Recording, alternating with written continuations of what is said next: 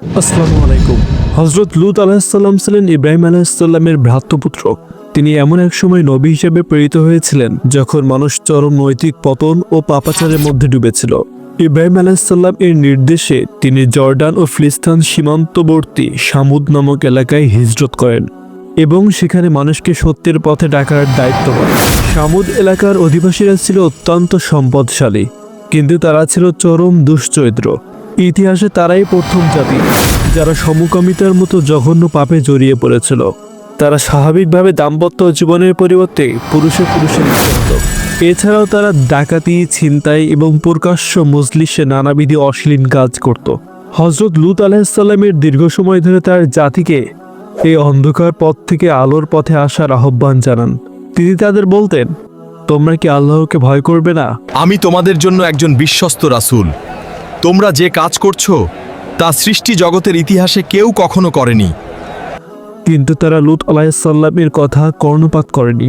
উল্টো তাকে উপহাস করে বলতো, তুমি যদি সত্যবাদী হও তবে আল্লাহর আযাব অর্থাৎ শাস্তি নিয়ে আসো। এমনকি তারা হযরত লূত আলাইহিসসালাম ও তার অনুসারীদের এলাকা থেকে বের করে দেওয়ার হুমকি দেয়, কারণ তারা ছিল পবিত্র ও পরিচ্ছন্ন চরিত্রের মানুষ। অবশেষে যখন তাদের পাপের সীমা ছাড়িয়ে গেল, তখন আল্লাহ তাআলা সেই জাতিকে ধ্বংস করার সিদ্ধান্ত নিলেন।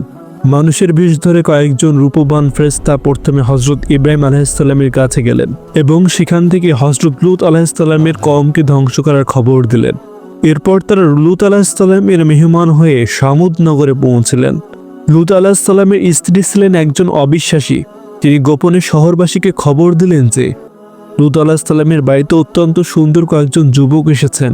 খবর পেয়ে পাপিষ্ঠ কওম লূত আলাইহিসসালামের বাড়ি ঘেরাও করল এবং ওই মেহমানদের তাদের হাতে তুলে দেওয়ার দাবি জানালো। হযরত লূত আলাইহিসসালাম অত্যন্ত লজ্জিত ও ব্যথিত হলেন।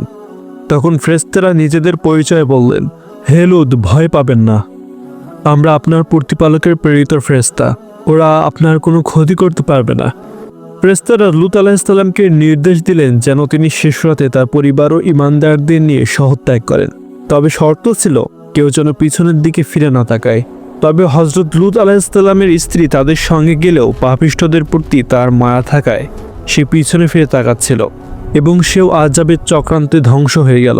ভোর হওয়ার সাথে সাথেই আল্লাহর কঠিন আযাব শুরু হলো। জিবরাইল আলাইহিসসালাম সেই জনপদকে ডানার উপরে আকাশের উঁচুতে নিয়ে গেলেন। এরপর উল্টে সজোরে মাটির দিকে নিক্ষেপ করলেন।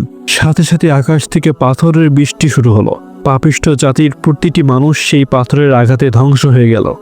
বর্তমানে জর্ডানের মৃত্যুসাগর বা ডেড সি এলাকাটি সেই ধ্বংসপ্রাপ্ত জনপদ হিসাবে পরিচিত, যা কিয়ামত পর্যন্ত মানুষের জন্য এক অনন্য নিদর্শন হয়ে থাকবে। ভিডিওটি ভালো লাগলে লাইক দিন এবং চ্যানেলটিকে সাবস্ক্রাইব করে দিন।